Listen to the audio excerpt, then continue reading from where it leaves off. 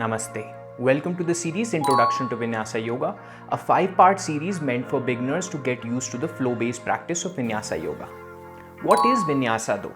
Vinyasa means to move in a special way and Yoga means connection or to unite. So essentially it is moving into or out of an asana, unifying your mind, body and breath. Practicing asana this way will help you stay in the zone, sustain your concentration, making your practice yoga while still getting a sweaty workout in. In this series, there are 5 workouts. Full body flow for your entire system, twists and turns flow for your spinal mobility, stable base flow for your legs, fiery core flow to ignite your core, and bend over backwards flow to strengthen your back and improve posture. Once you feel comfortable in these classes, then you can graduate to more challenging vinyasa flows. One common mistake I notice with beginners and intermediate students is seeing the teacher, then only performing.